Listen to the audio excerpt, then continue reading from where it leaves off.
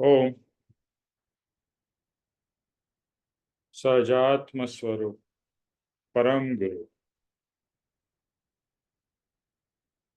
परम कृपाणु देव पूज्य पापा जी और सर्व ज्ञानियों का आशीर्वाद लेकर हम आज का सत्संग आरंभ करते हैं। जो भी सुने उसे गहराई से समझे और आत्मसात करे। आत्मसात किया हुआ ही हमारे साथ आएगा, बाकी तो इस शरीर के साथ में नष्ट हो जाएगा। तो इसलिए बुद्धि से नहीं, आत्मा से ग्रहण हो, ये भाव से सत्संग में जुड़े। सत्संग बहुत पुण्य के उपार्जन से मिलता है। सत्संग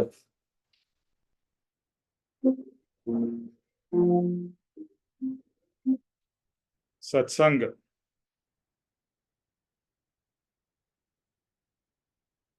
का लाभ अगर हम लेते हैं तो पुण्यानुबंधी पुण्य का उपार्जन करते हैं, और पुण्यानुबंधी पुण्य हमें मोक्ष की तरफ ले जाता है। तो हर समय हमारा भाव होना चाहिए कि किस तरह से हम पुण्य जो हमें आध्यात्म में लेके आया है उसको और ज्यादा बढ़ाए, क्योंकि वही जैसे पैसा इन्वेस्ट किया हुआ वापस बढ़ के आता है, इसी तरह से हमारा जो किया हुआ परमार्थिक पुण्य वो बढ़ के वापस आता है। और उसी पुण्य को सत्संग, स्वाध्याय, सदाचार, सदविचार के द्वारा और हम उसी में आगे आगे बढ़ के बढ़ा सकते हैं, और इसी से हम मोक्ष की तरफ या परमात्मा की तरफ प्रयाण करते हैं। तो आज का टॉपिक है काल कोई ने नहीं मुके। ये सीरियल नंबर 18 है। छोटी वाली जो पुस्तक है उसमें सीरियल नंबर 18। उर्मिल, हिंदी में ये पेज नंबर क्या है? मोती तना माड़ा। बताती हूँ देख के। 52। क्या है? मोती 50। एक मिनट, 50 तो है ही नहीं इसमें।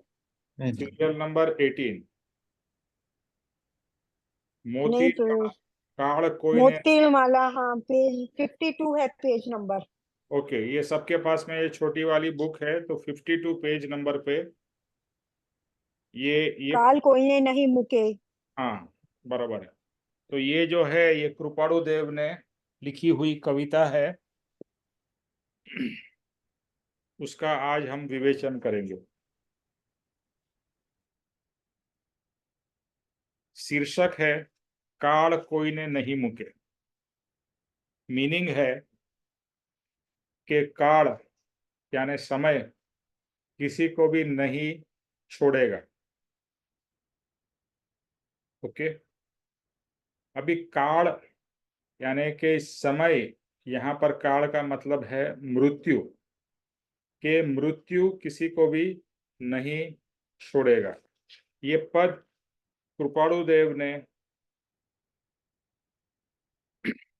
17 साल की उम्र के पहले, यानी कि 14-15 साल की उम्र में ये पद लिखा हुआ है। अभी उस समय जब हम विचार करें कि 14-15 या 16 साल का जो बालक होता है उसके मन में क्या विचार होंगे, क्या भाव होंगे, और ये ज्ञानी बालक उसके मन में क्या विचार है।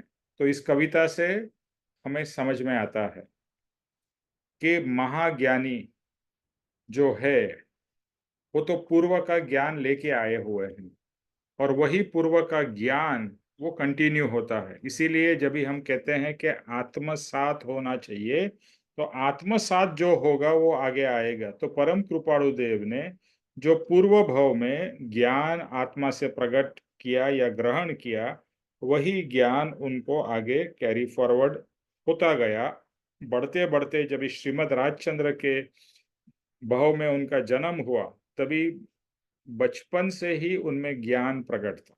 और ये बड़े बड़े संत महात्मा, चाहे शंकराचार्य हो, संत ज्ञानेश्वर हो, या और भी बड़े बड़े महान संत महात्मा हो गए, बचपन से ही उनमें ज्ञान था, क्योंकि पूर्व की आराधना जो की थी वो कैरी फॉरवर्ड हुई है।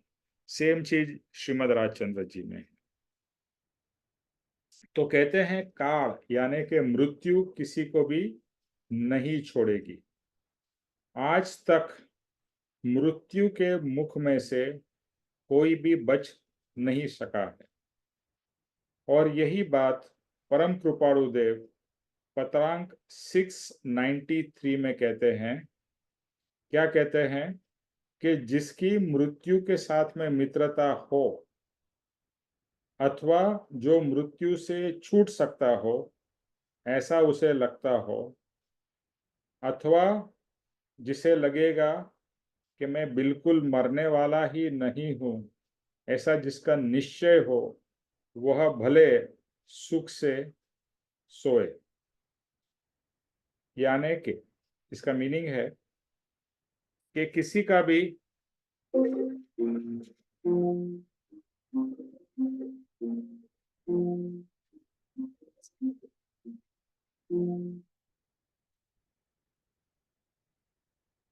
सॉरी, ये फोन बीच बीच में आ जाता है। सो किसी का भी मरण से यानी कि मृत्यु से मित्रता है। किसी की हो सकती है मृत्यु से मित्रता?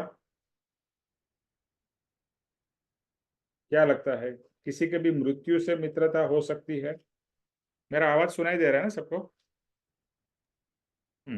जी आ रही है, आवाज आ रही है, पूरी तरह आ रही है।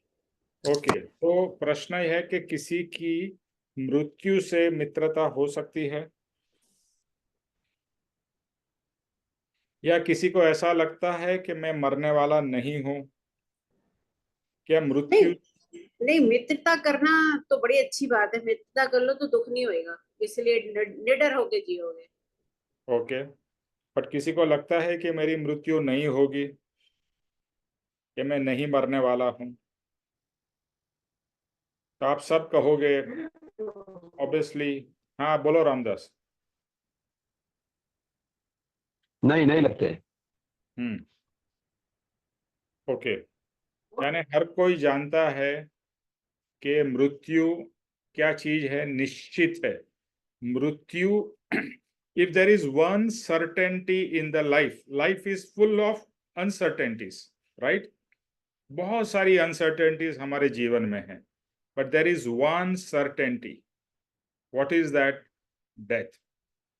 ये एक सर्टेनिटी 100% है, हर एक के जीवन में मृत्यु आने वाली है। तो कृपाणु देव कहते हैं अगर तेरी मृत्यु से मित्रता है, या तेरी यमराज से दोस्ती है, यमराज से कि भाई यमराज मुझे लेके नहीं जाएंगे, ऐसा कहा जाता है ना, मृत्यु आती है तो यमराज लेके जाते हैं। तो अगर तेरी यमराज से दोस्ती है और तेरी मृत्यु नहीं होने वाली, तो भले तू सुख से जी, लेकिन ऐसा तो किसी का भी पॉसिबल नहीं है। बेस्ट पार्ट क्या है मालूम है?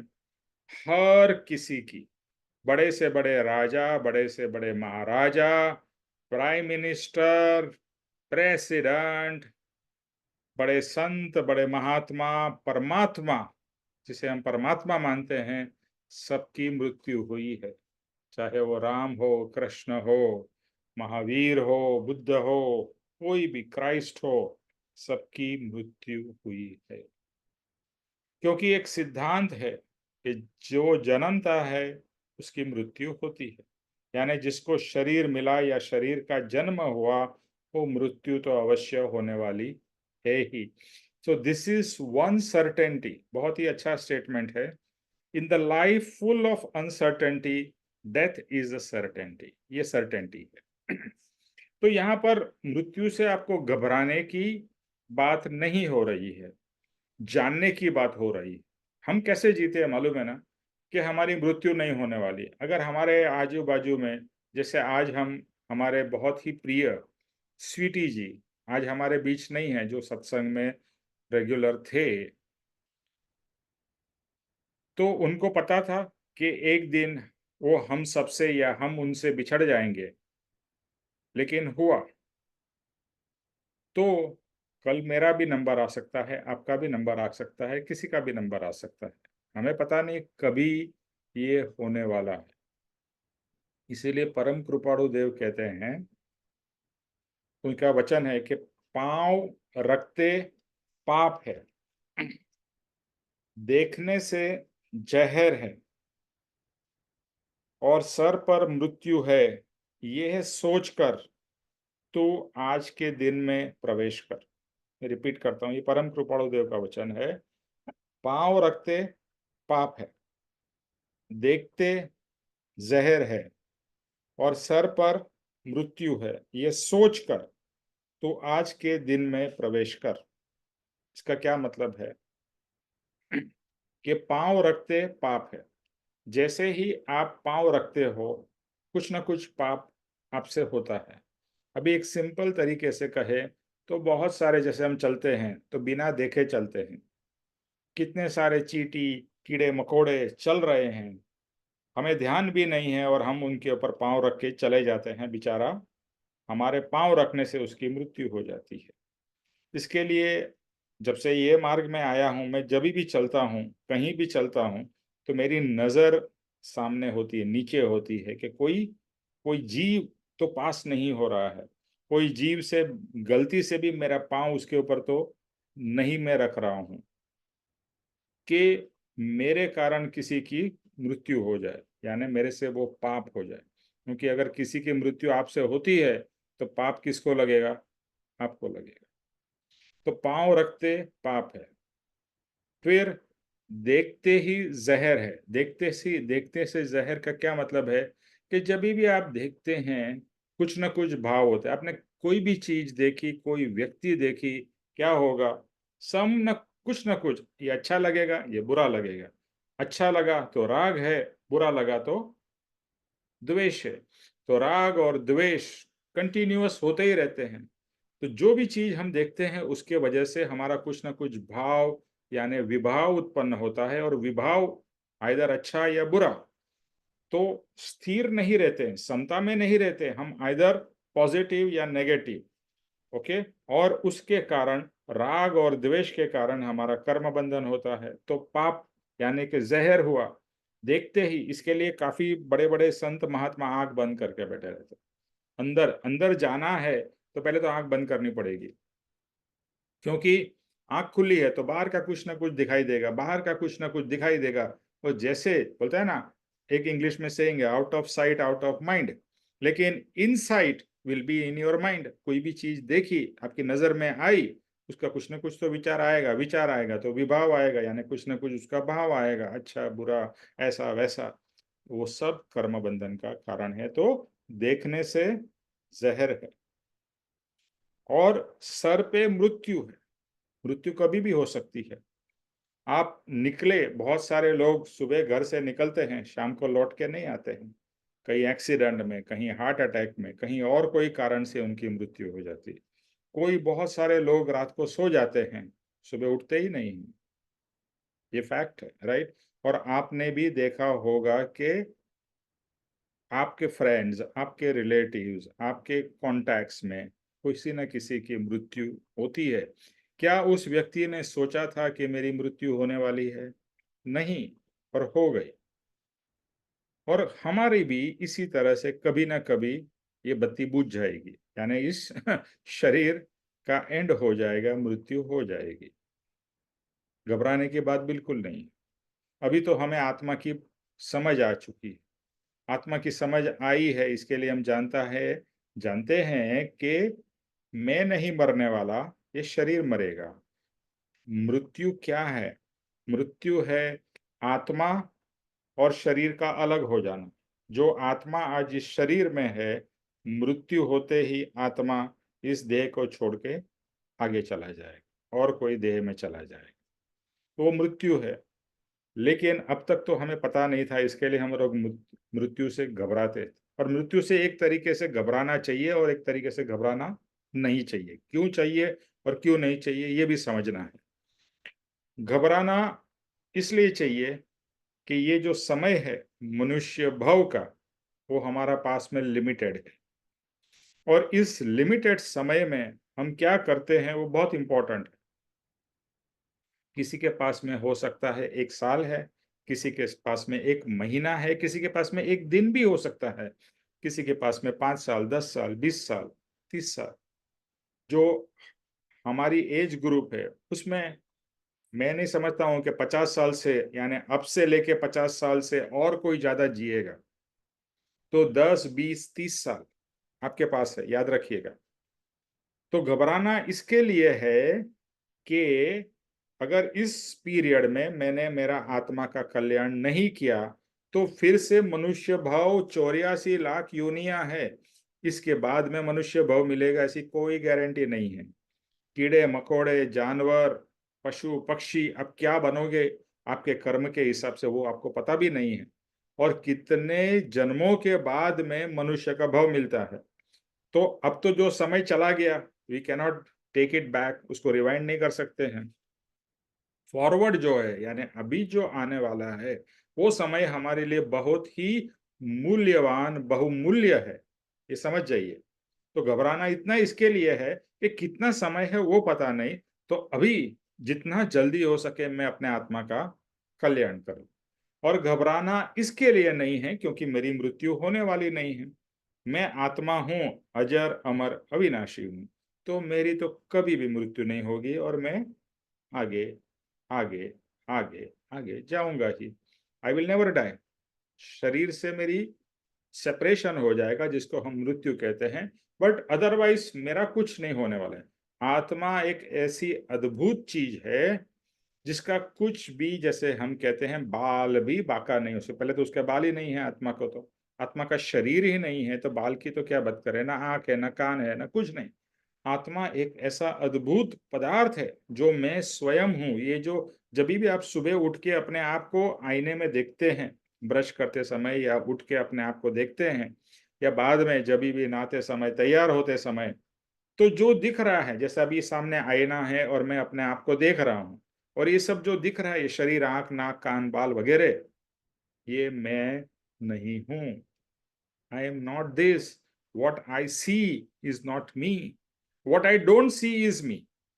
मतलब जो नहीं दिख रहा है, अदृश्य, ऐसी जो तत्व चेतना है, वह मैं हूं।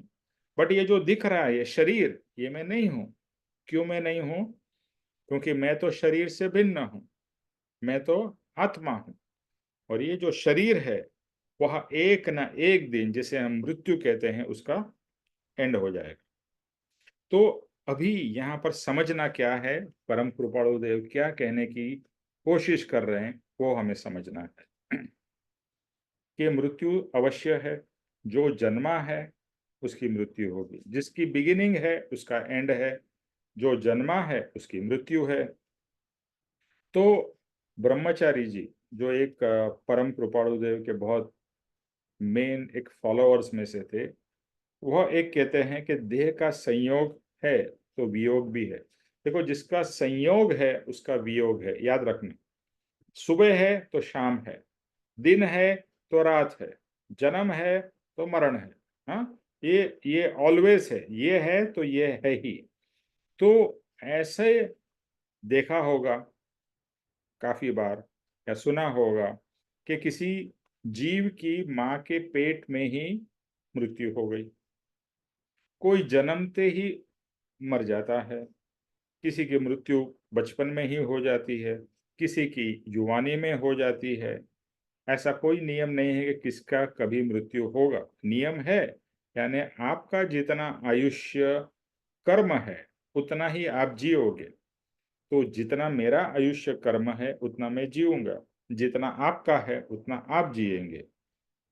Question is we don't know when is that D day, death day या end day. So therefore what should we do? जैसे एक नॉर्मली बताया जाता है, आप लाइफ इंश्योरेंस कर लो। किसके लिए? जो आपके बाद वाले लोग हैं, जो आपके ऊपर डिपेंडेंट है। तो लाइफ इंश्योरेंस करने से आपके बाद में उनको धनराशि मिलेगी, उनका जीवन चलता रहेगा। ये तो एक व्यवहारिक बात हो गई। लेकिन जो आध्यात्मिक और परमात्मिक बात ये है कि लाइफ का कोई भी भरोसा नहीं है, तो मुझे क्या करना है? Every moment remember this. आपकी जीवन की हर पल, अब से लेके जब से जागे तब से सुबह, जब से पता चला कि मैं आत्मा हूं तब से मेरा जन्म हुआ है, इतना समझ जाओ। और अभी मेरा जन्म यानी कि मैं जागृत हुआ हूं, तब से मुझे क्या करना है? आत्मकल्याण, आत्मकल्याण, आत्मकल्याण। आत्मा के ऊपर ही लक्ष्य रखना है और आत्मकल्याण करना है। और अभी मनुष्य भव है। मनुष्य भव में 5 इंद्रियां हैं, मन है, बुद्धि है, चिंतन मनन करने की शक्ति है, जो कीड़े मकोड़े बाकी जीवों में नहीं रहेगी। तो अभी ये जो लिमिटेड टाइम है उसमें मैं कल्याण कर लूं। Very very important. तो यहाँ कृपाणु देव क्या कहना चाहते हैं कि ये जो काल है, यानी कि जो जो आपकी मृत्यु है, काल किसी को भी छोड़ेगा नहीं। वो अवश्य आने वाला है, निश्चित है। लेकिन उसके आने से पहले आप अपना कल्याण कर लो। लेकिन हम कैसे जीते हैं? How do we live? We live as if we are never going to die, है ना? हम ऐसे ही जीते हैं ना, हमारा तो नहीं होने वाला, उसका होगा, तीसरे का होगा, मेरा नहीं होगा। भले हम बोलते हैं कि मेरा है, लेकिन हमारे सबकॉन्शियस में ऐसा है कि मेरा नहीं होने वाला है। इफ यू रियली ऑब्जर्व ना, ध्यान से आप ऑब्जर्व करोगे तो ये रियलाइज होगा। हमें अपने बारे में कभी भी हम ऐसा नहीं सोचते हैं, अनलेस हम बहुत ही बूढ़े हो जाए, बहुत ही बीमार हो जाए, कोई 4th स्टेज ऑफ कैंसर हो या ऐसा कुछ, तो पता है कि मैं अभी जाने वाला। बट अदरवाइज एक नॉर्मल व्यक्ति, जैसे अभी हम हलते चलते फिरते हैं, तो हमें ऐसा नहीं लगता है। तो यहाँ पर कृपाणु देव बात कर रहे हैं अलग अलग तरीके के लोगों के बारे में। उसके अंदर में ये कविता है कि कुछ सेठ लोग यानी बिजनेसमैन, कोई राजा लोग, राजा महाराजा, कोई भोगी जो बहुत मौज शौक में डूबा हुआ है, कोई पदाधिकारी जैसे प्राइम मिनिस्टर, प्रेसिडेंट, कोई चक्रवर्ती, उस जमाने में चक्रवर्ती राजा हुआ करते थे, कोई न्यायाधीश या जज या उस तरह के लोग जिनके पास में बहुत अधिकार है, बहुत धन संपत्ति है, और कोई कला में माहिर है, बाकी सब चीज जिसके पास में है, जिसे लगता है आई एम किंग। बहुत से लोग होते हैं ना जिसके पास में बहुत कुछ होता है, पैसा होता है, अधिकार होता है, उसे क्या लगता है? मैं तो भगवान हो गया, यानी कि मेरे पास में बहुत पावर है, I can do what ever I want. जिसके पास में पावर होती है और जिसके पास में पैसा होता है, उसे क्या लगता है? उसे यही लगता है कि आई कैन डू एनीथिंग, जो चाहे मैं वो कर सकता हूँ, कोई मुझे रोक नहीं सकता, कोई मुझे टोक नहीं सकता है। और ये जीव इतने घमंड में जीते हैं, इतने पाप करते हैं कि उसकी कोई सीमा नहीं होती है। और इतना पाप करते करते उन्हें पता नहीं है, भले इस जन्म में पुण्य से उन्हें ये सब मिला है कि जिसके कारण अच्छा पैसा है, अच्छा अधिकार है, power, status, whatever is there, लेकिन उसका मिसयूज करके, लोगों को परेशान करके, लोगों को दुख देकर वह क्या कर रहा है? वह जीव भारी भारी कर्म बांध रहा है। तो कृपाणु देव क्या कहते हैं? मोती तणी, ये शुरू हो रही है कविता। मोती तणी माळा गळामा मूल्यवंती मलकती, हीरा तना शुभ हार थी बहु कंठकाती झळकती, आभूषणों थी ओपता भाग्या मरण ने जोईने, जन जानिए जन जानिए मन मानिए नव काड़ मुके कोई ने। अभी किसकी बात हो रही है? जो बहुत पैसा वाला, आज के जमाने में कहे तो अंबानी, अडानी, बिल गेट्स वगैरह वगैरह। आपने देखा होगा कि अंबानी के घर में शादी होती है तो सबसे एक्सपेंसिव से एक्सपेंसिव ज़ेवरात, एक्सपेंसिव से एक्सपेंसिव कपड़े, सबसे महंगी से महंगी चीजें, ये सब उनकी शादी में, शादी से पहले ही प्री वेडिंग, फिर ये वेडिंग की, ये आजकल तो वेडिंग एक चीज हो गई है। वेडिंग से पहले ही कितने सारे इवेंट्स होते हैं और वेडिंग के बाद में भी कितने सारे इवेंट्स होते हैं। और ये एक मौका है लोगों को दिखाने के लिए कि मेरे पास में कितना पैसा है। देखा होगा आपने, आज कहीं भी चले जाओ, जैसे अभी दिल्ली में है, हैसियत हो या नहीं हो, लोग इतना शो करते हैं, इतना दिखावा करते हैं, इतना पैसा खर्चा करते हैं कि मैं कुछ हूं। लोगों को भी पता चलना चाहिए कि मेरे पास में कितना पैसा है, मैं कितना धनी हूं। मैं गुणी कितना हूं वो लोग दिखाना नहीं चाहते, लेकिन मैं धनी कितना हूं वो लोग ज्यादा दिखाना कोशिश करते। तो कहते हैं कि सच्चे मोती की माला जिसके गले में है, हीरे के आभूषण जिसने पहने हुए हैं, और उसमें सब आभूषण से पूरी बहुत से लोग तो इतने गहने पहनते हैं, ऐसा लगता है कि ज्वेलरी की शॉप है। आपने बहुत से जगह पे फोटोग्राफ्स भी देखे होंगे, इतना गहना पहनते हैं, ऐसा लगता है कि it's a walking jewellery shop. इतना गहना, इतना show, to show what? Your your affluence, your money. तो ये सब जो इतने इतने गहने, इतने सारे आभूषण पहने हुए हैं, ये जीवों को भी मरण यानी कि मृत्यु का कोई भी डर पर से नहीं है। लेकिन कभी मृत्यु आएगी इनकी, और ये सब धन जवेरात गहने सब यहीं कहीं यहीं छोड़ के उनको जाना पड़ेगा।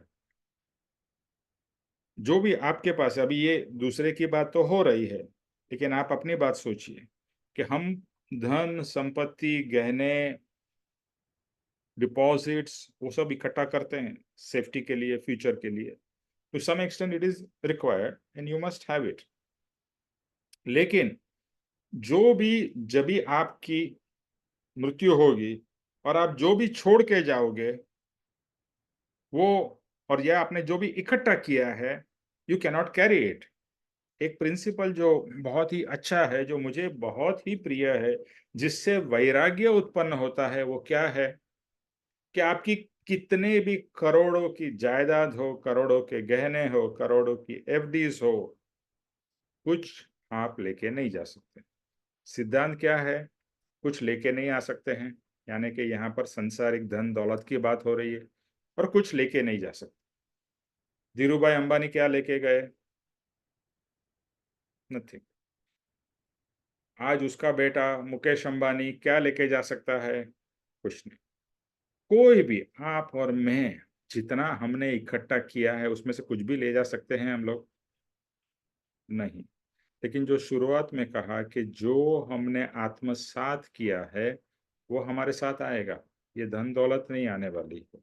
तो अभी हमारा एनर्जी, हमारा फोकस किस में होना चाहिए? किस में? धन दौलत इकट्ठा और करने में, या फिर आत्म कल्याण करने में? क्या लगता है आपको? What should be our focus now?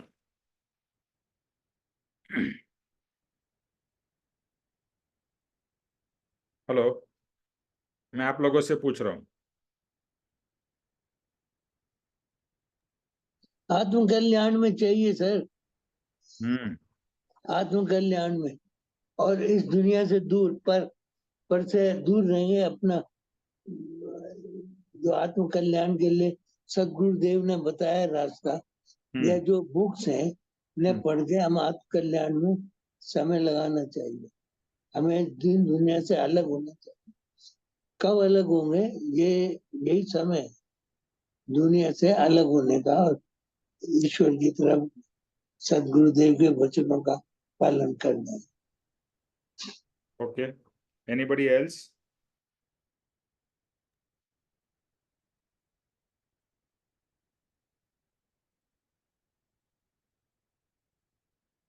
बाकी लोग है कि नहीं है? नहीं सर हैं। बाकी ये कि भाई देखो, जीने के लिए धन चाहिए, ये तो सबको पता है कि कुछ नहीं जाएगा साथ में, लेकिन कल को कोई हारी बीमारी आ गई तो उसके लिए धन चाहिए। तो ठीक है, बस ये सोच के जियो कि हमने साथ नहीं ले जाना, यहीं पे इसको यूज करना है बस। Okay, anyone else?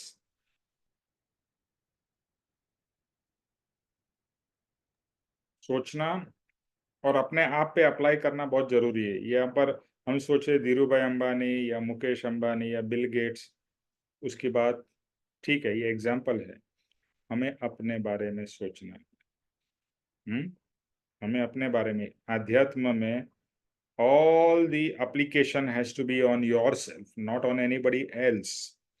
तो ये एग्जाम्पल दिया जा रहा है कि ये बड़े से बड़े धनवान लोग चले गए सब कुछ छोड़कर। मेरे पास में उतना धन नहीं भी हो, लेकिन जितना भी है वो भी मुझे एक दिन छोड़ के जाना पड़ेगा। दूसरा एक सिद्धांत बहुत इंपॉर्टेंट है। आपने हर्ष जी सही बात कही कि पैसा जरूरी है आज के समय में, लेकिन कितना है और कितना जरूरी है वो हमको डिसाइड करना है। क्योंकि एक तृष्णा ऐसी एक चीज है कि आज जो भी हो हमें कम लगेगा, लेकिन अगर एक संतोष धन कहा जाता है, संतोष धन, अगर मैं एक संतोष मान लूं कि मेरे लिए आज इतना है और फ्यूचर के लिए आपने अगर इन्वेस्ट करके रखा हो, आजकल म्यूचुअल फंड्स है और दूसरे भी सब साधन है, उसमें आपने इन्वेस्ट करके रखा हो, इंश्योरेंस करके रखा हो, जैसे आजकल मेडिकल इंश्योरेंस होता है।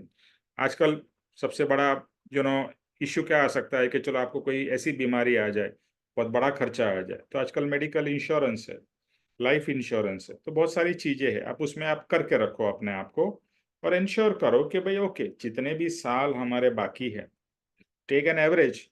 ओके, अगर आज मैं 60 साल का हूँ, कितने साल जीऊंगा? पहले एक वो थिंकिंग जरूरी है। क्या मैं 100 साल तक जीऊंगा? अनलाइकली। मे बी 80 साल, मे बी 90 साल, 20 साल। ओके, मेरे पास में 20 साल है, लेट्स से 20 साल के लिए मुझे कितना चाहिए, वो एक कैलकुलेशन आप अवश्य कर सकते हैं कि मुझे इतना लगेगा। इन्फ्लेशन, महंगाई जो है उसको कैलकुलेट करते हुए I should have so much. बस उतना आप अपने लिए, और आप सब, मैं मानता हूं कि काफी हद तक वो सब आप कर चुके होंगे। तो अभी अगर आपने वो सब तैयारी कर ली है, बहुत अच्छी चीज है और करनी चाहिए, व्यवहार से ये सब चीज करना जरूरी है। उसके बाद में अगर वो हो चुका है तो just focus on yourself, your आत्मा। दूसरी बात, ये सिद्धांत तो अवश्य है क्या कि जो आपके नसीब में है आपको मिल के रहे। आप बहुत पैसा बचाने की भी कोशिश करोगे तो कहीं ना कहीं अगर आपके नसीब में नहीं है तो वो किसी न किसी कारण से चला जाएगा। सर हो तो गया, अभी नोटबंदी हुई थी, कितना नुकसान हो गया सबके बरोबर है। तो ये आपको पता है, ये आपने एक्सपीरियंस किया है, सब लोगों ने एक्सपीरियंस किया है। तो आप ये मत सोचे कि बहुत पैसा है तो मेरे पास में सिक्योरिटी है, कुछ भी हो सकता है। अभी जैसे कुछ कंट्रीज में वॉर हो गई तो सब कुछ खत्म हो गया। भले उसने कितना सारा सेविंग कर कर रखा होगा, जिस कंट्री में जहां पर वॉर हुई सब चला गया, कुछ नहीं रहा। कहीं पर आग लग गई, कहीं पर बाढ़ आ गई। कहने की बात यह है, आपके नसीब में होगा तो रहेगा, और नहीं है तो कहीं से आ भी जाएगा। और अगर नहीं रहने वाला है तो आप कितना भी बचाने की कोशिश करो, किसी न किसी तरह से वो चला जाएगा। तो आत्मा को कुछ जरूरत नहीं है। पहले तो अपना अपना अपना ये लक्ष्य क्लियर करो। आत्मा, ये शरीर, अभी शरीर को बेसिक रोटी कपड़ा मकान, ओके, बेसिक्स जो है वो होनी चाहिए। अभी आज के दिन में चलो भैया, आज के घर में फ्रिज होना चाहिए, air condition, what ever, basics. पहले बेसिक की डेफिनेशन अलग थी, आज की बेसिक की डेफिनेशन अलग है। वो सब आप कर लो, देख लो, आपके लिए तैयारी कर लो। जो नेक्स्ट 20-30 साल या जितने साल आपके पास में आपको लगता है, उससे ज्यादा तो किसी के पास में 100 साल तो नहीं है ना। तो 100 साल के लिए क्यों तैयारी करना? और आप सोचते हो मेरे बच्चे लोग के लिए छोड़ के जाऊं, उनके नसीब में है, उनको मिलेगा।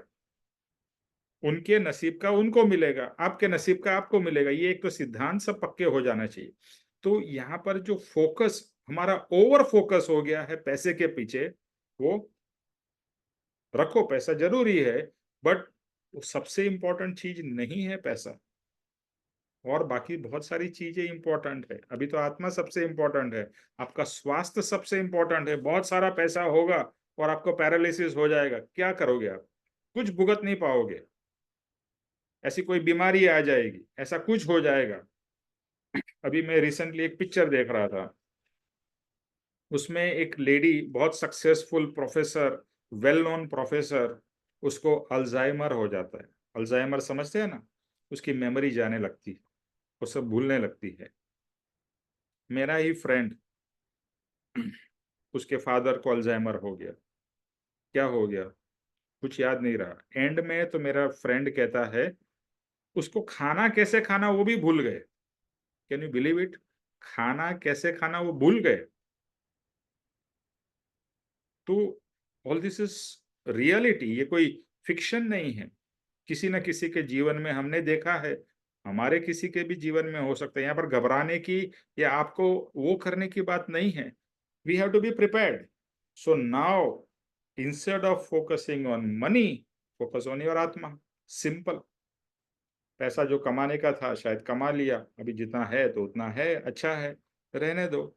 ज्यादा वहां पर अपना मन चित्त बुद्धि लगा के अपना ये बाकी का मनुष्य भाव, अभी तक तो जितना किया वो चला गया, फॉरगेट अबाउट द पास्ट। अभी और समय हमें उस चीजों में नहीं, जितना जरूरी है उतना करो, बाकी सिर्फ और सिर्फ भक्ति आत्मकल्याण में लग जाओ। That should be the motto. पापा जी ने कहा है रोज का 2 घंटा, रोज का 2 घंटा। 24 घंटों में से 8 घंटे आप सोते हो, मान लो कितने घंटे बचे? 16 घंटे। 16 घंटे में से 2 घंटे या 3 घंटे आपके, मान लो 4 घंटे आपके खाने पीने नहाने बाकी सब शरीर के क्रिया कर्म करने में चले जाते, तो आपके 12 घंटे फिर भी बचे हैं आपके पास में सोने और ये शरीर की बाकी सब ध्यान रखने के पीछे। अब उस 12 घंटे में आप क्या करते हो? ये तो समझो कि कंपलसरी है, मतलब 4 घंटे तो नहीं लगते हैं नहाने धोने खाने पीने में, बट बाकी और कुछ जो भी है वो पकड़ लो तो भी 12 घंटे आपके पास है। और ज्ञानी क्या कह रहे हैं? उस 12 घंटे में से सिर्फ 2 घंटे, ओनली 2 आवर्स। कोई कहेगा मेरा जॉब है, कहीं कहेगा मेरा बिजनेस है। ठीक है, आप बिजनेस या जॉब के लिए 8 घंटा स्पेंड करो, 2 घंटा तो आपके पास में निकलता ही है। और 2 घंटा एंटरटेनमेंट के लिए देखो, टीवी के लिए, उसके लिए, व्हाट्सएप के लिए, वॉट। कृपाणु देव ने आगे लिखा है हमारे पास में 6-6 घंटा फ्री रहता है। वो 6 घंटा ध्यान करते थे, 6 घंटा आत्म कल्याण, 6 घंटा सोते थे, 6 घंटा बिजनेस या वो जो था, बोलते हैं मेरे पास में फिर भी 6 घंटा फ्री है। 6 घंटा। हमारे एक सीनियर मुमुक्षु है, पापा जी ने तो, और सभी सभी जगह पे कहा गया है ब्रह्म मुहूर्त। ब्रह्म मुहूर्त मतलब सुबह 4 बजे का समय उठने के लिए बहुत ही, और आध्यात्म के लिए सबसे इम्पोर्टेंट है और यूजफुल है। बट आज के जीवन में शायद 4 बजे उठना पॉसिबल नहीं है। 4 बजे नहीं तो 6 बजे समझ लो।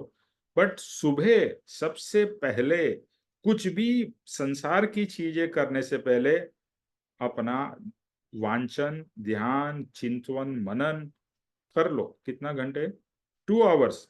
Out of 24 hours only 2 hours. ऐसे देखा तो बहुत कम है समय 2 घंटे का, बट उतना भी हम लोग नहीं कर पाते हैं। 1 घंटा भी नहीं देते हैं कुछ लोग।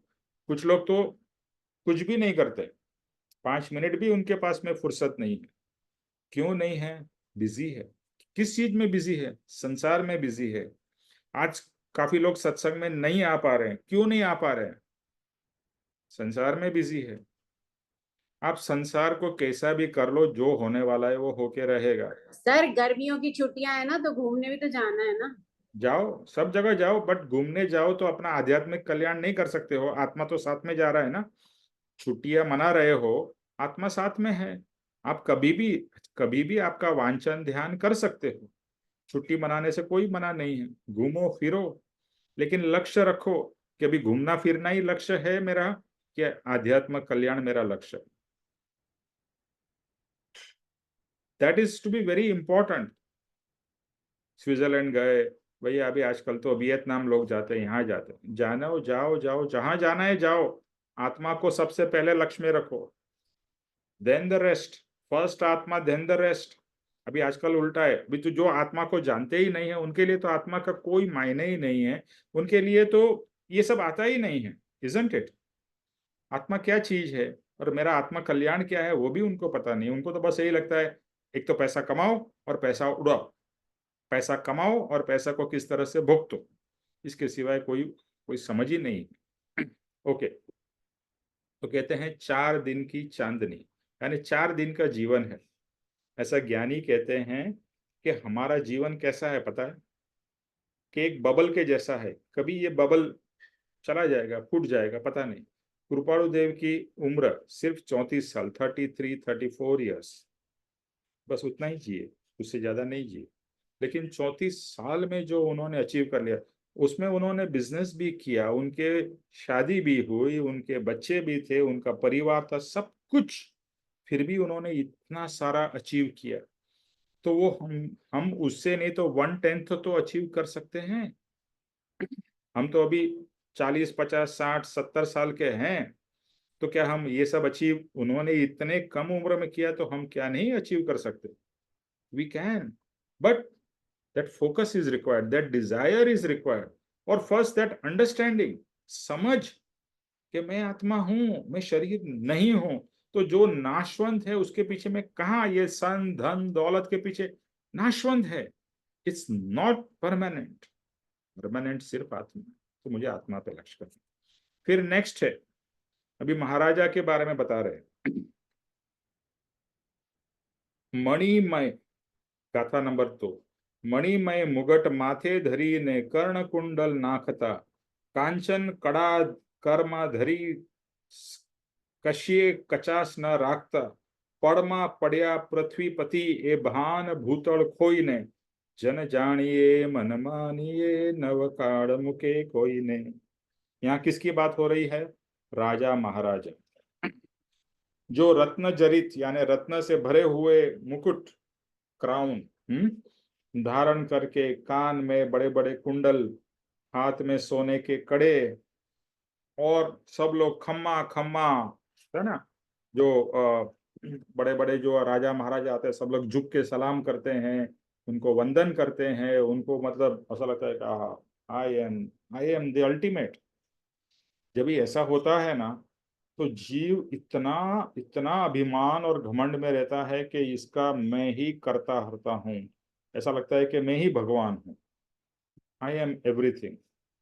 जैसे राजा महाराजा रहते थे और जीते थे, इसी तरह से जीते थे, और आज भी कुछ लोग ऐसे ही जीते हैं। तो कहते हैं लेकिन कभी ये जो पृथ्वीपति यानी पृथ्वी के यानी जितने जो भी राज उसके पास था, वो कभी गिर के भान अपना चला जाएगा, यानी उनके होश उड़ जाएंगे, बेहोश हो जाएंगे, और कभी पृथ्वी पर गिर के मर जाएंगे, और उसका अस्तित्व भी नहीं रहेगा। अभी पूर्व में कितने बड़े बड़े राजा महाराजा हो गए, सिकंदर आया, मुगल आए, ये ब्रिटिशर्स आए, और भी कितने अपने भारत के राजा महाराजा हो गए, सब फिनिश्ड। उस समय तो उनकी इतनी इतना पावर और इतनी वो उनकी वो थी, जाहो जलाली थी, कि लोग कहते थे हो अकबर या फिर चंद्रगुप्त, ये सब बड़े बड़े, हाँ, जो बड़े बड़े राजा महाराजा हो गए, उनकी इतनी इतना इतनी उनके पास में पावर, उनके पास में ये जो खंड, because raja means owner of the whole land, ऐसा उसके पास में था। लेकिन वो भी, आपको ये पता होगा कि जब भी अलेक्जेंडर की मृत्यु हुई, आपको पता है उसकी स्टोरी, सिकंदर की। तो सिकंदर के फरमान कहे जाते हैं, किसी को पता है सिकंदर के क्या फरमान है? किसी ने सुना है?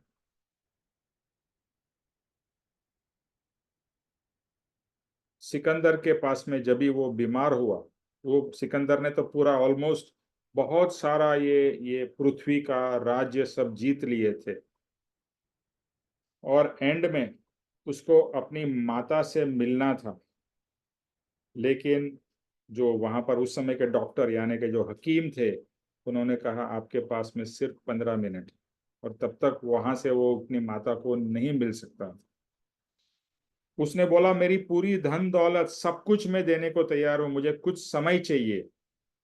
उन्होंने बोला समय नहीं है आपके पास। तो समय पैसे देने से नहीं मिल सकता है, आपका समय आ गया तो आपका फिनिश। तो सिकंदर ने कहा कि जब भी मेरा जनाजा जाएगा तो ये जो मेरा जनाजा कौन उठाएगा मालूम है? जो वैद या हकीम है वो उठा के जाएंगे, ये बताने के लिए कि बड़े से बड़े वैद और हकीम भी मेरे को बचा नहीं पाए। साथ में मेरी धन दौलत होगी कि कितनी भी धन दौलत थी फिर भी मुझे वो मृत्यु से बचा नहीं पाए। तो इस तरह से उनके अलग अलग फरमान है। तभी उसको एंड में रियलाइज होता है, इतना सब जीतने के बाद में उसको रियलाइज होता है कि मेरा कुछ नहीं है, सब कुछ होते हुए भी मेरे पास में कुछ नहीं है। I can not buy time, I can not buy anything जो मैं चाहता हूं इस समय। न मैं अपना जीवन खरीद सकता हूं, न मैं समय खरीद सकता हूं, न मैं अपना हेल्थ खरीद सकता हूं। So he died like a pauper. पैसा होते हुए भी वो भिखारी के जैसे गया।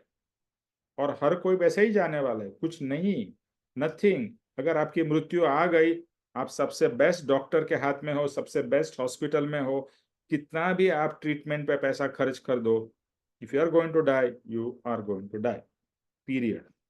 Nothing, nobody can save you. यही ब्यूटी है कर्म सिद्धांत की या आयुष्य कर्म की। जितना आयुष्य है उतना ही आप जियोगे। आपका पैसा आपको नहीं बचा सकता है, ना आपके डॉक्टर्स, ना आपकी बेस्ट फैसिलिटीज, ना आपके बेस्ट रिलेटिव्स। बहुत कुछ हर कोई कोशिश कर ले, नॉट पॉसिबल।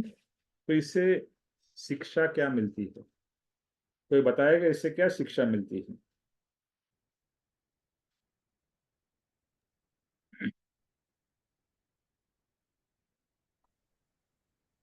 निमेश खाली भाई हाथ यही आए है हुए। कि हाँ आप बोलिए। हाँ ठीक है, उर्मिला आप बोलो। कि इससे हमें यही है कि जैसे है कि जितना हमारी आवश्यकता है, नेसेसिटी है, उतना रखो। और हमारी को जो लाइफ में सबसे ज्यादा इम्पोर्टेंट है वो है कि हमारी जो आत्मा के अंदर आत्मसात होगा वो हमारे साथ जाएगा।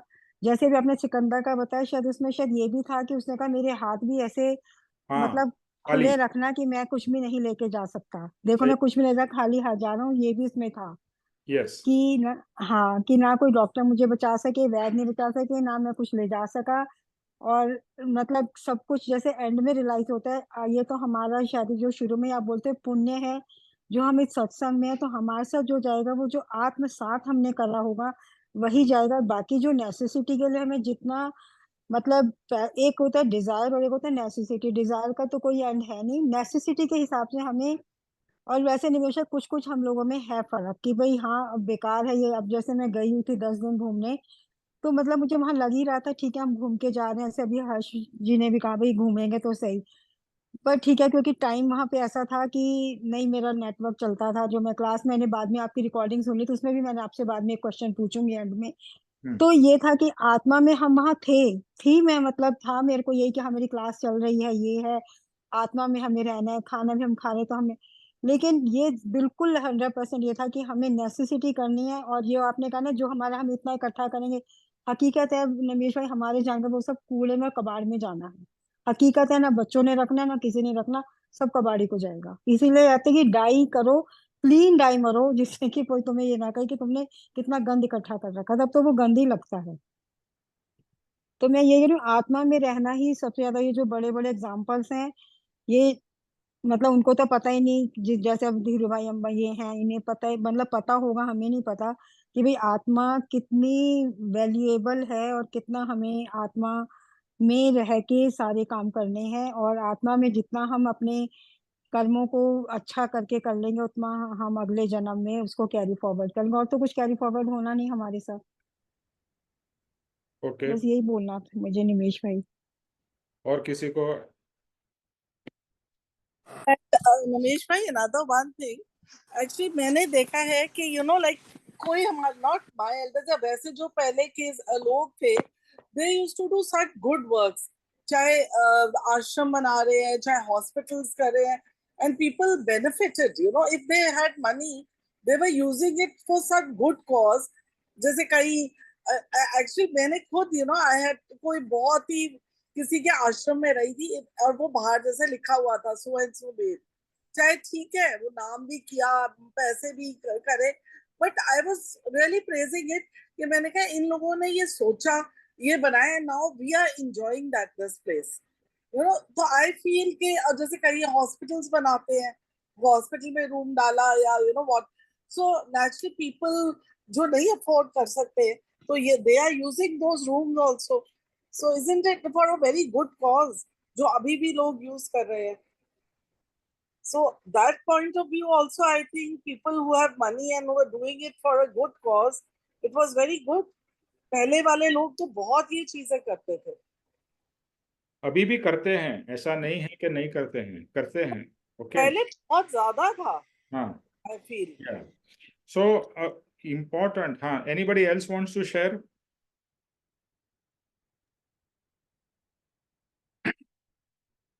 ये सबसे हमको सोचना है, चिंतवन मनन करना है, बहुत इंपॉर्टेंट है. हम सिकंदर की बात कर रहे हैं, तो सिकंदर की जैसे मैं अभी जस्ट चेक कर रहा था, उसके जो फरमान थे उसमें ये जैसा बताया कि मेरी बॉडी को ये वैद हकीम लेके जाएंगे, ये प्रूव करने के लिए कि इतने बड़े बड़े उनके पास में तो सबसे best, because he was the king, he was the ruler of the world, वो भी मुझे बचा नहीं सके, वो मेरी बॉडी लेके जाएंगे. सब धन दौलत होगा टू प्रूव कि, और मेरे हाथ खाली रहेंगे टू प्रूव कि मैं ये सब होते हुए भी मैं कुछ नहीं लेके जा रहा हूं. ओके, तो इस तरह से उसने देखा कि न शरीर, न आपका धन, न आपकी कोई भी चीज आपको बचा सकती है, आपके साथ आ सकती है, न बचा सकती है, न आ सकती है. कुछ नहीं, अकेले आए अकेले जाएंगे. बट देखो, सुनने से कुछ नहीं होगा, you have to feel it, you have to own it कि मुझे अब भी यही करना है. जैसे बताया, पूज्य पप्पा जी ने कहा है, रोज का 2 घंटा. मुझे बताइए, अपने इस सत्संग में अभी जितने भी लोग हैं, कितने लोग 2 घंटा या 1 घंटा भी अपने लिए आने आत्मा के लिए, ये 2 घंटा किसके लिए निकालना है? किसी दूसरे को लिए, किसी को दिखाने के लिए? No, for yourself. और ज्ञानी का वचन है, होगा. आप ये मत सोचो कि नहीं होगा, आपको थोड़ा लाइफ में एडजस्टमेंट लाना पड़ेगा. आप सोचो कि मैं पूरा दिन बिजी रहूं और फिर मुझे 2 घंटा मिलेगा, नहीं मिलेगा. You have to readjust your life, you have to recalibrate yourself. और बेस्ट पार्ट, सुबह कर लो जितना हो सके, ब्रह्म मुहूर्त में. जैसे हमारे जो सीनियर है रोहित भाई, रोज सुबह 4 बजे उठते हैं. तो मैंने उनसे पूछा, हम वहां पर अभी एक शिविर में थे, तो रात को 12-12 बजे तक हम लोग, मतलब सुबह तो पूरा सत्संग था पूरा दिन, फिर रात को सब लोग गाना गा रहे थे, मस्ती हो रहा था, मतलब सब बहुत ही लाइट एनवायरनमेंट. देखो, और धर्म भी है ना, हंसते खेलते जाना, हंसते खेलते करना है, सीरियस होके मरते मरते नहीं करना है. Happily, they should be happiness. आत्मा का धर्म है खुशी, आनंद, खुशी खुशी सब चीज करनी है, स्व इच्छा से करनी है. डिजायर होनी चाहिए, और डिजायर तभी आएगी जब भी समझ आएगी कि क्या हूं, कैसे हूं. वो रात को 12 बजे सोते, सुबह 4 बजे उठ जाते. 4 बजे उठ के 2 घंटा उनका स्व वांचन वगैरह होता है. 1 घंटा पढ़ते हैं, और 1 घंटा जो पढ़ते हैं उसी के ऊपर में 1 घंटा चिंतवन मनन करते हैं. फिर 1 घंटा योगा करते हैं, फिर प्राणायाम करते हैं, ये सब. तो 8 बजे तक तो उनका कितना सब आध्यात्म और शारीरिक दोनों ही हो जाता है. तो मुझे तो अपने आप पे शर्म आती है कि मैं 4 बजे तो उठ ही नहीं पाता हूँ, कभी 6 बजे भी नहीं उठ पाता हूँ. तो लगता है अरे. और कभी कभी उठ भी जाते हैं तो टाइम पास करते हैं, लेकिन अभी ऐसा नहीं होता है. अभी जितने बजे भी उठते हैं, सबसे पहले मैं मेरी बात कर रहा हूँ, उठ के वांचन, जितना भी समय मिले वांचन. क्योंकि दिन की शुरुआत इससे होनी चाहिए, अध्यात्म से होनी चाहिए. इवन डे टाइम में भी जब भी समय मिले, आप गाड़ी में जा रहे हो या आप कभी भी कहीं पर भी हो, आंख बंद करके मंत्र स्मरण करो. और जो मंत्र स्मरण की बताया गया है कि मैं आत्मा हूं, शांत स्वरूप, शुद्ध चैतन्यमय आत्मा हूं। ये अगर मंत्र नहीं लिखा है तो लिख लीजिए। मैं फिर से रिपीट करता हूं, मैं शांत स्वरूप, शुद्ध चैतन्यमय आत्मा हूं। इसे रिपीट करता हूं, मैं शांत स्वरूप, शुद्ध चैतन्यमय आत्मा हूं। मैं यानी के आत्मा, शरीर नहीं। ये सब है ना, पापा जी ने ये भी कहा है कि ये मंत्र को ब्रेक करके करना है। मैं मतलब कौन, पहले ये विचार करना है। सिर्फ पोपट के जैसे ये मंत्र नहीं बोलना है, एक एक शब्द के ऊपर में फोकस करना है। मैं शरीर नहीं, निमेष नहीं, मैं आत्मा। ये मैं भी शॉर्ट में कर रहा हूं, बट आप अपने हिसाब से जितना समय चाहिए कर सकते हैं। शांत, मेरा मूल स्वभाव शांत, शांत रहना, शांत होना है। और ये जो भी मैं अशांति महसूस कर रहा हूं, मेरे कर्मों के कारण मैं ये अशांति महसूस कर रहा हूं। तो अभी मुझे कर्म से मुक्त होना है, और कर्म होते हुए भी मुझे उससे अलिप्त रहना है। जितना मैं अलिप्त रहूंगा, मैं उतना शांत रहूंगा। शुद्ध, मेरा आत्मा शुद्ध है। मेरा आत्मा ही परमात्मा है। मेरे में और परमात्मा में कोई फर्क नहीं है। मैं ही परमात्मा स्वरूप। हाँ, मेरे में कर्म लगे हुए हैं। परमात्मा कर्म रहित है, लेकिन मैं पुरुषार्थ करूंगा तो मैं भी कर्म रहित हो जाऊंगा। लेकिन मूल रूप से तो मैं शुद्ध ही हूँ। जो भी कर्म लगे हैं मेरे आत्मा के बाहर लगे हैं, आत्मा के अंदर नहीं है। अंदर से तो आत्मा मेरा भी परमात्मा के जैसे पवित्र ही है। तो सिर्फ बाहर का जो कचरा है वही निकालना है, और वो सदगुरु की कृपा से, उनकी आज्ञा के फॉलो करने से अवश्य वो कर्मों से मैं मुक्त होऊंगा। भले समय लगे, लेकिन मेरा लक्ष्य यही रहेगा कि जो आत्मा की शुद्धता है वही शुद्धता का मैं अनुभव करूं, और अभी अनुभव करूं। बाद में तो होगा ही, लेकिन अभी भी अगर मैं आंख बंद करके प्रभु का स्मरण करके और अपने स्वरूप की तरफ लक्ष्य करूंगा, तो मुझे वो शुद्धता का अनुभव होगा, अवश्य होगा। प्रभु कृपा से अवश्य होगा, और मुझे वो शुद्ध भाव में ही रहना है। और यही मेरा स्वरूप है, शांत शुद्ध आत्मा का मेरा स्वरूप है। और मैं ही वह शांत स्वरूप, शुद्ध चैतन्यमय चैतन्यमय आत्मा हूं।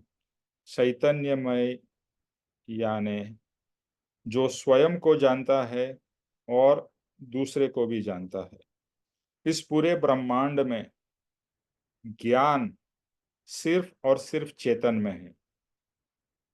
पूरे ब्रह्मांड में ज्ञान सिर्फ चेतन में है, और मैं चेतन हूँ। और मैं चेतन हूँ इसलिए मैं अपने आप को भी जानता हूँ और पर को भी जानता हूँ। तो मेरा जो स्वभाव है वो है देखना और जानना। और अगर सिर्फ मैं देखना और जानने की क्रिया करूंगा तो कोई कर्म बंधन नहीं होगा। तो देखने और जानने के साथ में मुझे कोई विभाव नहीं करना है।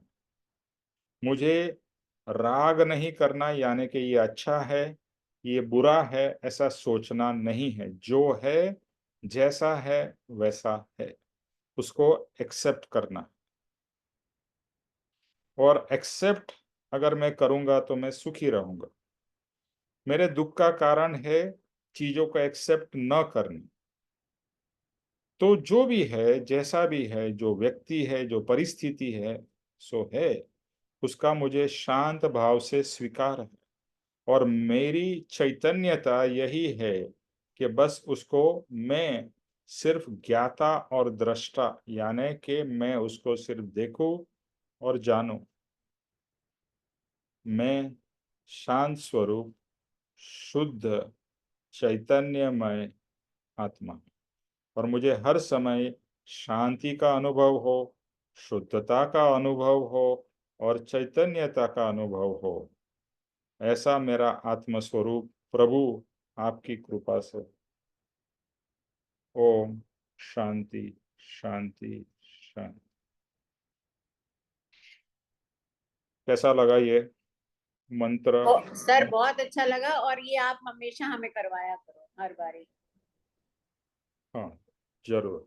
ये हमारे को रोहित भाई ने, उनको ये मंत्र पप्पा जी ने दिया है और कहा है ये मंत्र का स्मरण करने से आत्मा में बहुत शांति, समता, सुकूनता और एक, जिसे हम ब्लिस कहते हैं, उसका एक अनुभव होगा।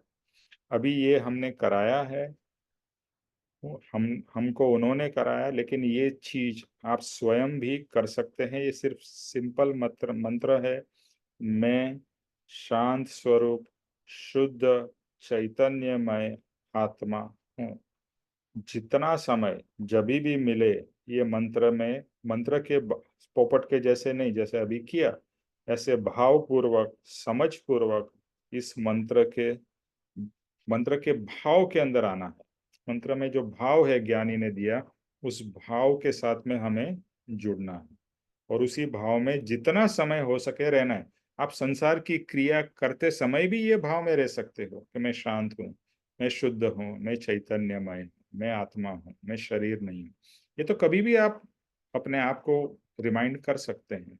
और जितना समय हो संसार से कट ऑफ होकर शांति से बैठकर इस भाव में रहिए। इतना अच्छा लगेगा, ऐसा लगेगा हम स्वर्ग नहीं मोक्ष में हैं। भगवान इसी भाव में है। परमात्मा कौन से भाव में? ये भाव में ही है, और ये परमात्मा का मंत्र है। तो हमारी बहुत खुश नसीबी है कि ऐसे परमात्मा स्वरूप मंत्र हमें पप्पा जी ने दिया है, कृपाणु देव से मिला है। तो बस इसी भाव में रहना है। और दूसरा ये भी सोचना है और अपने आप को कहना है, कृपाणु देव का ही वचन है, मैं देह, स्त्री, मैं देह नहीं हूँ। स्त्री या पुरुष यानी कि पति और पत्नी कोई मेरे नहीं है, न पुत्र मेरा है। मैं, ये सब जो है ये सिर्फ टेम्पररी रिलेशनशिप है। ये सिर्फ टेम्पररी रिलेशनशिप है। कुछ समय के बाद में आइदर आप चले जाएंगे या वो चले जाएंगे, that relationship will be over. All our relationships are temporary. तो बस जो परमानेंट है वो एक ही चीज है, और वो आत्मा, और वो मेरा शुद्ध आत्मा, दैट इज परमानेंट। ये कर्म भी परमानेंट नहीं है, कर्म भी आएंगे जाएंगे, आएंगे जाएंगे। What is going to remain is your शुद्ध आत्मा। ओके। और लक्ष्य उसी शुद्ध आत्मा पे, वही परमात्मा स्वरूप आत्मा पे ध्यान करेंगे तो जागृति अवश्य होगी। और अभी जैसे हम बात कर रहे हैं कि हमारे पास में लिमिटेड टाइम है। देखो, जब तक ये लिमिटेड टाइम है, ये जैसा बच्चा पढ़ाई करता है ना, जैसे जैसे एग्जाम पास आती है, उसकी पढ़ने की स्पीड, उसका फोकस बढ़ जाता है। पहले तो लगता था अभी 1 साल है, फिर 6 महीने है, 3 महीने हैं, अभी तो 1 महीना बचा है, अभी 1 हफ्ता बचा है। तो कितना फोकस हो जाता है। हमारे को यही सोचना है कि मेरे पास ज्यादा समय नहीं है, so let me spend focus time. जो मुझे करना है, जो मेरे लिए जरूरी है, उसी के ऊपर में ज्यादा। आप अगर 8 घंटा संसार में, 12 घंटा स्पेंड कर रहे हैं और 8 घंटा आत्मा में स्पेंड करो तो कितना आनंद आएगा। सब कर्मों से भी मुक्ति। 8 घंटा नहीं, ज्ञानी ने बोला 4 घंटा नहीं, 2 घंटा कर लो। 2 घंटा भी नहीं कर पा रहे हैं, शेम ऑन अस। मैं अपने को इंक्लूड करता हूँ। Okay, so moving on.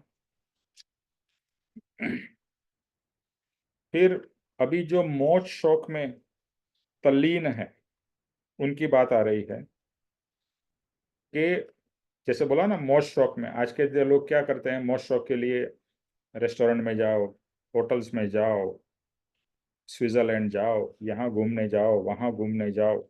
उस समय की बात है, उस समय के जो लोगों की बात है, जो कृपाणु देव ने लिखा है, 10 आंगड़ी में मांगलिक मुद्रा जड़ित माणिक्य थी, जे परम प्रेरे प्रेरता पोची कड़ा बारीक थी। ए वड वीटी सर्व छोड़ी चालिया मुख धोईने, जन जानिए मन मानिए नव काड़ मुखे कोई ने। जो बहुत से लोग होते हैं, आपने देखा होगा, 10-10 उंगली में अलग अलग अंगूठी पहनते हैं, अलग अलग तरीके की, नवरत्नों की, अलग अलग मोती और अलग अलग डायमंड्स एंड जेम्स एटसेट्रा। और बहुत सारी ऐसी ऐसी चीजें पहनते हैं, ऐसी ऐसी उनके ड्रेस देख लो, उनकी चीजें देख लो, मतलब एक से बढ़कर एक। जैसे आज के फिल्म स्टार्स ले लो, या आज के और कोई फेमस लोग ले लो, तो वो इतना सारा शो ऑफ है। और फॉरगेट्स फिल्म स्टार्स, हमारे आसपास भी हम देखते हैं show off, right? We see so much of show off, कि लोग अपना मैं कितना सुंदर हूं, मैं कितना प्रतिभाशाली हूं, मैं कितना धनी हूं, यही शो ऑफ करने की कोशिश करते हैं, है ना? We all see that, even हम भी उसमें इंक्लूडेड है। देखो, हम सोचते हैं दूसरे कर रहे हैं, हम नहीं कर रहे हैं, हम भी कर रहे हैं। तो अगर हो जाता है, देखो ऐसा, अगर आप शादी में किधर जा रहे हो, कोई फंक्शन में, तो आप एकदम लाइट कपड़े पहन के नहीं जा सकते हो, तभी आपको आपको भी शादी के हिसाब से कपड़े पहन के जाने पड़ेंगे। आप कोई मीटिंग में जा रहे हो तो मीटिंग के जैसे कपड़े पहन के जाने पड़ेंगे। आप कोई मैच देखने, स्पोर्ट्स इवेंट में जा रहे हो, तो स्पोर्ट्स के हिसाब से वो ठीक ठीक है। बट वहां पर एक शो ऑफ का भाव नहीं होना चाहिए, वहां पर दिखावे का भाव नहीं होना चाहिए। जहां पर भी दिखावे का भाव आया, या हमारे मन में ईर्ष्या आई, लेडीज लोग को खास ईर्ष्या आती है, उसने इतने गहने पहने, उसके पास में ये है, ये है, शो ऑफ कर रही है, ईर्ष्या, ईर्ष्या के भाव आए, वो भी नेगेटिव भाव है। उसके पास में वो पहने, मेरे को क्या है? हाँ, तो यहाँ पर ये जो दिखावा जो है, जो शो ऑफ है, जो सब लोग करते हैं, हम भी कुछ करते हैं, वहां पर ये भाव नहीं होना चाहिए कि मुझे, मैं कैसा धनवान या गुणवंत, या ये जो क्या बोलते हैं ना, मैं ब्यूटीफुल हूँ, वो दिखाने का, शो ऑफ करने का भाव। एक नेचुरली आपकी जो ब्यूटी है, आपके पास में जो कपड़े आप पहन रहे हैं, वो ठीक है। जैसे परम कृपाणु देव जब भी बिजनेस करते थे, तो सब फाटा, मतलब जो फेटा बांध के, और अच्छा सा पूरा, मतलब ऐसा देखो था, लगेगा अरे कितना, मतलब बिजनेसमैन जैसे दिखते थे, क्योंकि वो बिजनेस कर रहे थे। तो ऐसा नहीं है कि भैया अभी कृष्ण भगवान या राम भगवान जब भी राजा के वेश में है, तो वो वनवास में वनवास के कपड़े पहने थे, और यहाँ पर ये कपड़े पहने थे। पर कहीं पर भी मान और गर्व नहीं, ये भाव, ये इम्पोर्टेंट है। तो ये सब जो भी इतना सारा शो ऑफ और ये सब करते हैं, वो भी एक न एक दिन सब कुछ छोड़ के चले जाते हैं। अच्छा, दूसरा ब्यूटी की बात ये है कि बचपन से लेकर, कोई भी आप बहुत ही फेमस या ब्यूटीफुल हीरो या हीरोइन को देख लो, जो उसके प्राइम में जितनी ब्यूटी थी, वो बुढ़ापे आते आते वही हीरोइन का, आप अगर आप फोटो देखो, या उसका उसका कुछ भी देखो, ऐसा लगता है अरे ये पहले तो कितनी ब्यूटीफुल थी, अभी कैसी हो गई। ये शरीर का यही नियम है कि पहले शरीर बच्चा था तभी अलग दिखता था, फिर जवान हुआ तब अलग है, फिर इस तरफ आया, तो हर एक स्टेज में, और आप और मैं भी अपनी बात देख ले, तो पहले हम कैसे दिखते थे, अभी कैसे दिखते हैं, बाद में कैसे दिखेंगे, और आगे जाके पता नहीं कैसे दिखेंगे। तो शरीर का तो ये धर्म है, शरीर धीरे धीरे ऐसा ही होने वाला है। बट आत्मा जो है, it is unchanging, it is like that. बचपन में भी ऐसा था, जवानी में भी ऐसा, अभी भी ऐसा, बाद में भी ऐसा। तो अनचेंजिंग चीज के ऊपर फोकस करो, नॉट चेंजिंग चीज। और बाह्य चीज के ऊपर में जो ज्यादा लक्ष्य और ज्यादा ध्यान चला जाता है, उससे हमारा लक्ष्य हटाना है। और ये जो इस तरह के जो शो ऑफ करते थे, वो भी एक दिन चले गए। उनके पास की जो भी उंगली में इतनी सारी अंगूठियां पहनी थी, सब अंगूठियां भी चली गई, वो भी चले गए। और उनकी जो शो ऑफ था, उनको भी लोग भूल गए। बड़े बड़े स्टार्स 100 साल पहले भी हो गए, अभी धीरे धीरे लोग उसको भूल जाते हैं। अभी के स्टार को लोग याद करते हैं, फिर कुछ साल के बाद में उनको भी भूल जाएंगे, हमको भी भूल जाएंगे, सबको भूल जाएंगे। तो इसमें शिक्षा क्या है? तो ये है कि धन अलंकार के प्रति जो हमारी मोह और मूर्छा है, वो मरण के पहले हमको छोड़ देनी है। क्योंकि ये सब चीज जैसा बताया, जहां जाना है वहां पर पेन है, बट उसमें वहां पर हमारा मोह भाव नहीं होना चाहिए, या दिखावे का भाव नहीं होना चाहिए, अहंकार का भाव नहीं होना चाहिए। और जितना समय मिले, यही बात यहाँ पर कह रहे हैं कि आत्म कल्याण का जितना अवकाश मिले उतना करना है। दूसरा ये है कि बहुत सारे लोग ये किटी में है, वो किटी में है, ये ग्रुप में है, वो ग्रुप में है, इतने सारे चीजों में इन्वॉल्व है। ऑब्वियसली फिर आप बिजी रहोगे ना। ये सब चीजें क्या है? बाह्य है ना। तो आप इतने सारे बाह्य चीजों में आप इन्वॉल्व रहोगे, आप ये क्लब में भी हो और वो क्लब में भी हो और ये संस्था में भी हो और वहां भी हो, यहाँ भी हो, तो हमने अपने आप को इतना चारों तरफ फैला के रखा हुआ है, अपने लिए समय ही नहीं है। अच्छा तो लगता है, you feel I am very busy, very important. हर कोई अपने आप को इम्पोर्टेंट समझना चाहता है और दिखाना चाहता है, तो उससे कुछ नहीं है। It is all fake, it's an illusion. ये एक इल्यूशन है। वो इल्यूशन जैसा बताया, एंड में सब कुछ खत्म हो जाएगा, everything is going to be over, show is over, you are done. But इसके लिए ये सब चीजों में फोकस मत करो। इसमें कृपाणु देव क्या कहने की कोशिश कर रहे हैं? ये सब बाह्य चीजें हैं, गहने, अधिकार, पावर, ये सब चीजें, ऑल दिस इज एक्सटर्नल। इसके ऊपर में फोकस, हाँ आपके नसीब में है, आपके पास में है। आपका जन्म राजा के घर में हुआ तो आप राजा बन गए, बट उसमें कोई बड़ी बात नहीं है, उसमें कोई महान चीज नहीं हो गई है, वो तो आपके नसीब में था और आपको मिला। मुकेश अंबानी का जन्म धीरूभाई अंबानी के घर में हुआ, कौन सी बड़ी बात है? उसके नसीब में था, उसको मिल गया, वहां जन्म हुआ, वो भी बड़ा बिजनेसमैन बन गया। सो वो चीज इंपॉर्टेंट नहीं है। पॉइंट इज, ये सब संसार की चीजें हैं, दे आर नॉट इम्पॉर्टेंट।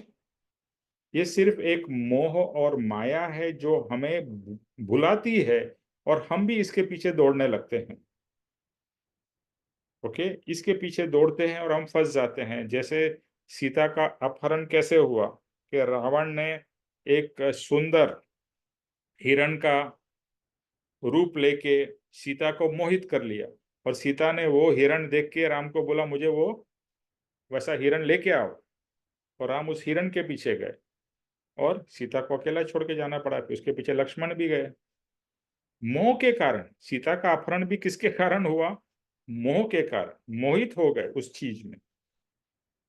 तो हम भी हर एक समय इस बाहर के संसार के चीजों में मोहित हो जाते हैं, और फिर उसमें हम कर्म बंधन करते हैं, उसके कारण वो कर्म हमें भुगतने पड़ते हैं, और ये जन्म मरण हमारा चालू रहता है।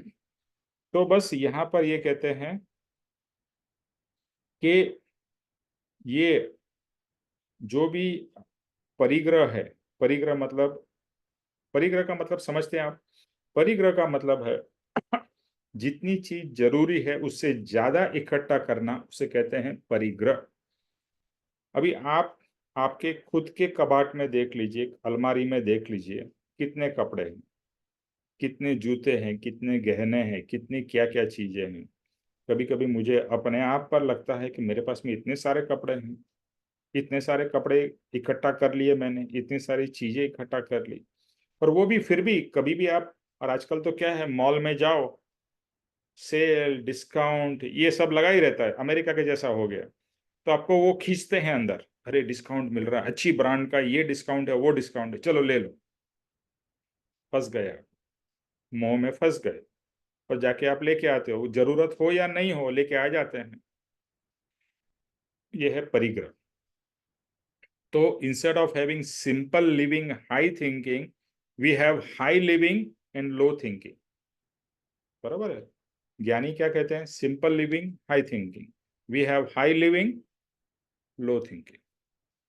सो जरूरत जितना है उतना करिए, उससे ज्यादा इकट्ठा करने का ज्यादा परिग्रह नहीं करिए, क्योंकि परिग्रह ही कर्म बंधन का कारण है। और जैसे कहा एंड में, अच्छा दूसरा ये है, ऐसा ज्ञानी ने इसमें भी लिखा है कि परिग्रह में अगर हमारी बुद्धि रहेगी, यानी ये सब भोग भुगतने में अगर हमारी बुद्धि रहेगी, तो फ्यूचर में हमारा तिर्यंच में जन्म होगा। तिर्यंच यानी कि पशु पक्षी के अंदर हमारा जन्म होगा। अगर हमारी भोग वृत्ति ही रहेगी और परिग्रह वृत्ति रहेगी, बहुत ज्यादा इकट्ठा करने की वृत्ति रहेगी, ज्यादा ये सब कपड़े धन, ये क्या बोलते हैं, सब चीजों को ओवर हम जो इकट्ठा करते हैं उसको परिग्रह कहते हैं, जिसके कारण फ्यूचर में हमारा जन्म तिर्यंच में, कीड़े मकोड़े जानवरों में होगा। और वहां पर ज्यादा से ज्यादा दुख है। अब जो भी कोई भी जानवर या कोई भी देख लो, बारिश आ रही है तो बेचारे के पास में घर नहीं है, बारिश में भीगते हैं, गर्मी में तपते हैं, मरते हैं, पानी भी कभी कभी उनको नहीं मिलता है। हमारे पास तो बहुत सारी सुविधाएं हैं, उनके पास में कोई सुविधा नहीं है, कोई फ्यूचर बैंक बैलेंस नहीं है, कुछ नहीं है।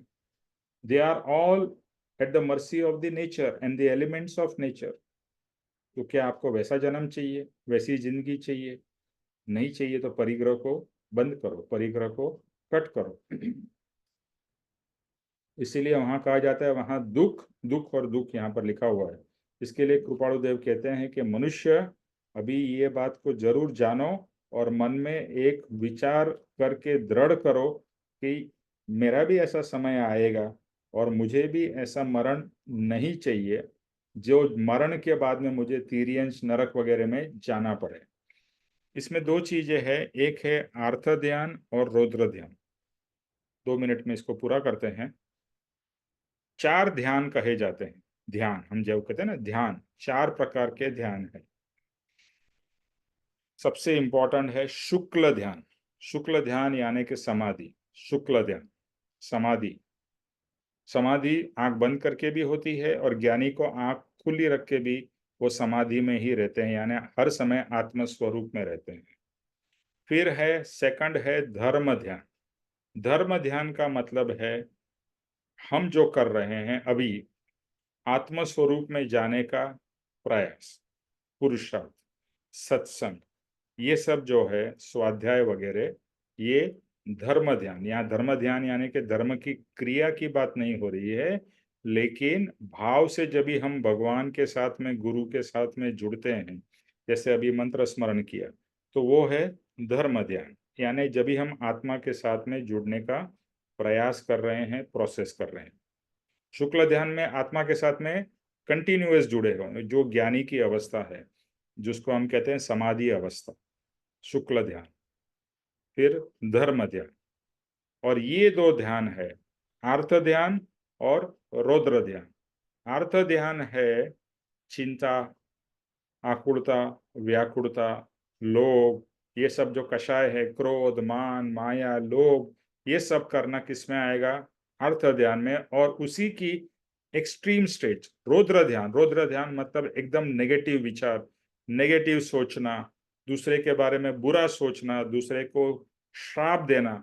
श्राप देने का मतलब ये नहीं कि आप मुनि होके श्राप दे रहे हो, लेकिन दूसरे के लिए बुरा सोचना, उसका उसका उसका ये बोलता है ना, उसका निकंदन निकल जाए, वो नरक में जाए, उसका परिवार नष्ट हो जाए, उसका ये हो जाए, वो हो जाए, जो ये सब हम बोलते नहीं है, लेकिन जो भाव दूसरे अपने दुश्मनों के लिए या दूसरे लोगों के प्रति, जिसके प्रति हमारा नहीं बनता है, वो जो भाव करते हैं वो है नेगेटिव। और हर समय रोते रहना, दुखी रहना, एक्सट्रीम उसी भाव में रहना, जिसे हम डिप्रेशन कहेंगे, वो है रौद्र ध्यान। और रौद्र ध्यान से आपको नरक गति मिलेगी। आर्थ ध्यान यानी ये सब चिंता, आकुलता, व्याकुलता, परिग्रह, जैसे बताया ना, परिग्रह बहुत ज्यादा इकट्ठा करने का भाव, उससे क्या मिलेगा? तिर्यंच गति। तिर्यंच यानी पशु पक्षी, कीड़े मकोड़े, ये सब जो है। रौद्र ध्यान से नरक जाना पड़ेगा। धर्म ध्यान से मनुष्य गति या देव गति मिलेगी, और शुक्ल ध्यान से मोक्ष गति मिलेगी। ओके, तो अभी हमें क्या करना है, रौद्र ध्यान और आर्त ध्यान बंद करना है। किसी के प्रति नेगेटिव नहीं, किसी के प्रति कुछ बुरा नहीं सोचना, लोभ वृत्ति नहीं करना, परिग्रह वृत्ति नहीं करना, किसी के प्रति ईर्ष्या नहीं करना। ये सब जो भाव विभाव हमारे होते हैं, रियल लाइफ में होते ही हैं, वो सब आर्त ध्यान और रौद्र ध्यान में आते हैं। या कोई चीज हमारी चली जाए, कोई किसी की मृत्यु हो जाए, और उसमें जो हम बहुत इतने गमगीन हो जाते हैं, इतने अंदर से टूट जाते हैं, ये सब आर्त ध्यान और रौद्र ध्यान में आता है। तो हमारा ज्यादा फोकस किस पे होना चाहिए? धर्म ध्यान पे, क्योंकि धर्म ध्यान से हमें शुक्ल ध्यान यानी पवित्र ध्यान, समाधि की अवस्था हमें प्राप्त होगी, और वो समाधि की अवस्था हमें कहाँ ले जाएगी? मोक्ष। अभी तो हमें मनुष्य गति भी नहीं चाहिए और तीरी अपना स्वर्ग गति भी नहीं चाहिए, हमें तो मोक्ष चाहिए। तो हमें रौद्र ध्यान आर्त ध्यान से बाहर निकलकर, यानी इस संसार में जितना रहेंगे उसमें आर्त ध्यान रौद्र ध्यान होने वाला ही है, तो जितना कम से कम संसार में जुड़े वो कोशिश करना है, या अगर करना भी पड़े तो वहां से डिटैच होके जितना हो सके उतना करे, और ज्यादा फोकस अपने आत्मा पे, आत्मा के ऊपर, यानी धर्म ध्यान। धर्म मतलब आत्म स्वरूप में आना, उसे धर्म ध्यान कहते हैं। पूजा पाठ करना वो तो एक क्रिया है जिससे हम आत्म स्वरूप में आ सकते हैं। और फिर जैसे इस इतने शांत हो जाए, इतने सब कषायों से हम मुक्त हो जाए या रहित हो जाए कि समाधि हमारी लग जाए। समाधि एक आंख बंद करके है। पापा जी ने एक बार, मैं साक्षी हूं, उन्होंने कहा कि बहुत से लोग को समाधि आंख बंद करके होती है, मुझे आंख खुली आंख भी समाधि है। यानी हर समय वो समाधि में है, भले एक बाह्य से सब काम कर रहे हैं, बट अंतरंग से तो वो आत्मा स्वरूप में ही। बस हमें भी वही भाव करना है, ऐसी ज्ञानी की जैसी हमारी भी दशा हो। बट उसके लिए उन्होंने जो पुरुषार्थ किया, पापा जी पता है, 8-8 घंटे, 12-12 घंटे दिन में कृपाणु देव का चिंतन मनन, उनके लिखे हुए एक एक पद सुनते थे, सोचते थे, विचार करते थे। उन्होंने 5 से 7 साल एक्चुअली कुछ भी नहीं किया, सिर्फ कृपाणु देव के ऊपर ही, उनके वचनामृत के ऊपर उनका कंटिन्यूअस फोकस रहा, और बाद में भी रहा। तब जाके ऐसी दशा उन्हें मिली है, ऐसा नहीं है कि जस्ट अपने आप मिल गई।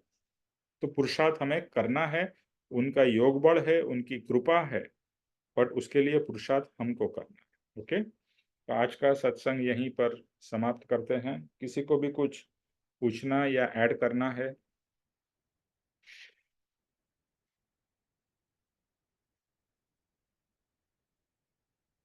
ओके, चलिए।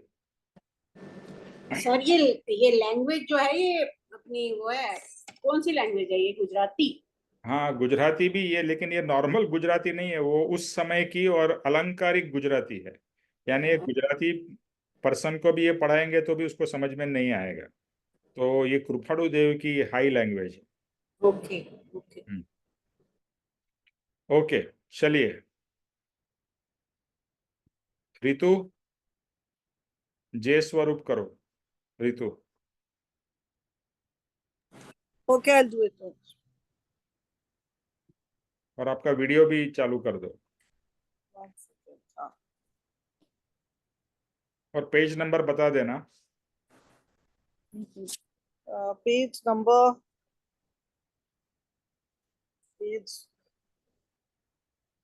पेज नंबर तो देखो समझ नहीं आ रहा।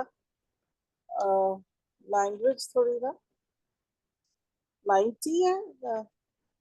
It is 90 something. 89 है रितु, ये नंबर 89 है 89 पेज 89। नंबर, ओके ओके 89 है।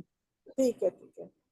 ओके। जय स्वरूप समझा बिना पायो दुख अनंत, समझायो ते पद नमु श्री सदगुरु भगवंत, परम पुरुष प्रभु सदगुरु परम ज्ञान सुख धाम, जो जेने आयु भान निज तेने सदा प्रणाम, दे छता देनी दशा वर्तो देहातीत, ते ज्ञानी ना चरण ओ वंदन अग्नि।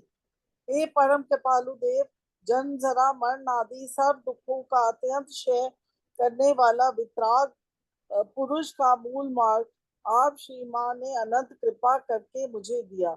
उस अनंत उपकार का प्रत्युपकार करने में मैं सर्वथा असमर्थ हूँ। फिर आप श्रीमान की कुछ भी लेने के लिए सर्वथा निष्प्रय हैं, जिसमें मैं मन वचन काया की एकाग्रता से आपके चरणों के नमस्कार करता हूँ। आपकी परम भक्ति और वितराग पुरुष के मूल धर्म की उपासना मेरे हृदय में भवतीत अखंड बहुपर्यंत। जागृत रहे, इतना ही मांगता हूँ। वह सफल हो, सफल हो।